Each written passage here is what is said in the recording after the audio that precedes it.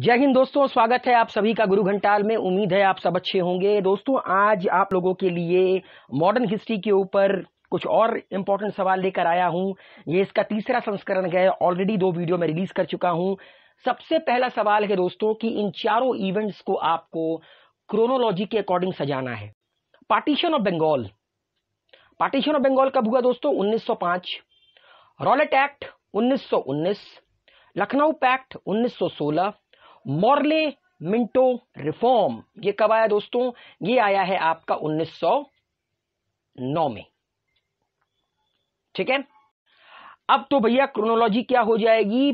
पहला ये होगा, उसके बाद चौथा, देन देयर आफ्टर तीसरा और ये चौथा, मतलब 1432 इसका सही उत्तर होगा। अगला सवाल देखते हैं दोस्तों। अगला सवाल क्या कहता है? अगला सवाल कहता है हमारा, a close mind was the hallmark of social and intellectual backwardness. ये किसने कहा है? सर सैयद अहमद खान, स्वामी दयानंद सरस्वती, स्वामी विवेकानंद या केशव चंद्र सेन ने? सही उत्तर है दोस्तों, सर सैयद अहमद खान ने ये कहा है, a close mind was the hallmark of social and intellectual backwardness. Next है दोस्तों, एक तरफ है पर्सन कुछ नाम, दूसरी तरफ जर्नल्स हैं। आपको बताना है कि कौन सा करेक्ट है। Annie Besant, madam Bhikhai ji कामा, औरबिंदो घोष, श्याम जी कृष्ण वर्मा। देखिए दोस्तों, कॉमनवेल्थ तो लिखा है एनी बेसेंट ने। ठीक है, कॉमनवेल्थ लिखा है एनी बेसेंट ने। ठीक है। Then thereafter Aurobindo Ghosh ने लिखा है वंदे मातरम। देन श्याम जी कृष्ण वर्मा ने, एक सेकेंड मैं बताता हूं। देखिए, पहले का तो फोर्थ होगा। ठीक है। एनी बेसेंट ने लिखा है कॉमनवेल्थ। मैडम भिखाई जी कामा ने लिखा है तलवार। और बिंदु घोष ने लिखा है वंदे मातरम। ठीक है, ओके। ये दूसरा होगा, ये तीसरा। और श्याम जी कृष्ण वर्मा ने लिखा है sociologist. Annie Besant Commonwealth, madam Bhikhai ji Cama Talwar, और बिंदु घोष वंदे मातरम, और श्याम जी कृष्ण वर्मा ने लिखा है the sociologist. Young Bengal movement के फाउंडर कौन थे? Henry Vivian Derozio. ये यंग बंगाल मूवमेंट के फाउंडर थे। अब दोस्तों यहां पर 2 स्टेटमेंट है, आपको बताना, सॉरी 3 स्टेटमेंट है, आपको बताना है कौन सा करेक्ट है। Warren Hastings was the first governor general who established a regular police force in India on the British pattern. ये इनकरेक्ट है। वैरन हेसिंग ने नहीं बल्कि लॉर्ड कॉर्नवालिस ने किया था।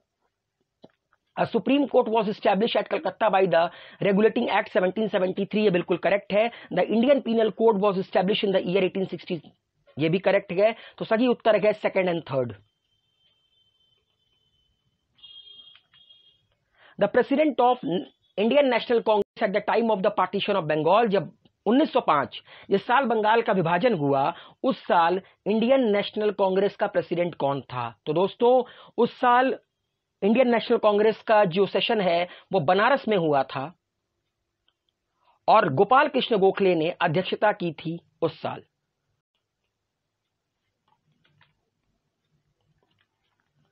इनमें से वो कौन है जिन्होंने एक न्यूज़पेपर की शुरुआत की थी? सोम प्रकाश, दयानंद सरस्वती, ईश्वर चंद्र विद्यासागर, राजा राम मोहन रॉय या सुरेंद्रनाथ बैनर्जी? सही उत्तर है दोस्तों, ईश्वर चंद्र विद्यासागर ने शुरुआत की थी सोम प्रकाश की। अब पैन इस्लामिक जो खिलाफत मूवमेंट था, उनकी डिमांड के रिगार्डिंग इनमें से कौन सा स्टेटमेंट करेक्ट है? The caliph of Turkey must retain sufficient territory so that he can defend the Islamic faith. ये करेक्ट है। The places called Jazirat ul Arab must remain under Muslim control. ये भी correct है। Mustafa Kamal Ataturk should made a new khalifa. ये incorrect है। इसके तो presence में देन देयर आफ्टर 1922 में एक टर्की रिवॉल्यूशन होता है जो खिलाफत मूवमेंट के एंड का कारण बना। Indian Muslim should be given reserve seat in legislative council at both centre and provinces. ये खिलाफत मूवमेंट की डिमांड नहीं थी, ये किसी और चीज की डिमांड थी। सही उत्तर है पहला एंड दूसरा।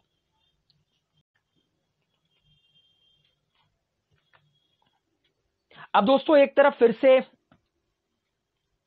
पर्सन है, दूसरी तरफ जर्नल्स हैं। श्याम जी कृष्ण वर्मा, औरबिंदो घोष, भगत सिंह। भगत सिंह ने लिखी है why I am an atheist, मैं नास्तिक क्यों हूं। अरविंदो घोष ने लिखा है न्यू लैम्प्स फॉर ओल्ड, और श्यामजी कृष्ण वर्मा ने लिखा है द इंडियन सोशियोलॉजिस्ट। तो ये तीनों करेक्ट है, ये तीनों करेक्ट है, याद रखिएगा। The Indian sociologist Shyamji Krishna Verma, Aurobindo Ghosh ने लिखा है new lamps for old, and Bhagat Singh ने लिखा है why I am an atheist. अब दोस्तों आपके सामने 4 स्टेटमेंट है, आपको बताना है कौन सा इनकरेक्ट है। द पार्टीशन ऑफ बंगाल जो कि 1905 में हुआ, उस साल भारत के गवर्नर जनरल कौन थे? Lord Curzon. ये बिल्कुल करेक्ट है। Partition was justified by the government on administrative ground, ये भी करेक्ट है कि पार्टीशन को सरकार ने जस्टिफाई किया था एडमिनिस्ट्रेटिव ग्राउंड पर। Nationwide swadeshi movement was started by the Congress to protest against the partition, ये इनकरेक्ट है। नेशन वाइड नहीं बल्कि सिर्फ और सिर्फ बंगाल में स्वदेशी मूवमेंट की शुरुआत हुई थी। एक्सट्रीमिस्ट चाहते थे कि ये बंगाल से निकलकर पूरे भारत में आए, मगर मॉडरेट्स नहीं चाहते थे, जिसके कारण 1907 में बंटवारा होता है। मतलब बंटवारा कह रहा हूं, कांग्रेस टूट जाती है। The partition was revoked during the Delhi दरबार ऑफ 1911, ये बिल्कुल करेक्ट है, जब लॉर्ड हार्डिंज हमारे देश के वाइसरॉय थे। तो सही उत्तर के option number C. Home rule league के रिगार्डिंग कौन सा स्टेटमेंट करेक्ट है? He was first started by the Tilak in April 1916 and later by Annie Besant in September 1916, ये करेक्ट है। और पहले प्रेसिडेंट कौन थे? जोसेफ बैप्टिस्टा, जिसके बारे में हम डिस्कस कर चुके हैं। Self government was the objective of the home rule league, ये भी करेक्ट है। It was inspired by the home rule league movement of South Africa, ये इनकरेक्ट है।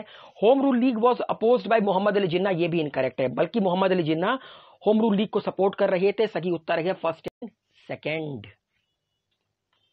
नेक्स्ट, इनमें से वो कौन है जिन्होंने नॉन कोऑपरेशन मूवमेंट के दौरान अपोज किया था कि फॉरेन क्लोथ्स को मत जलाओ?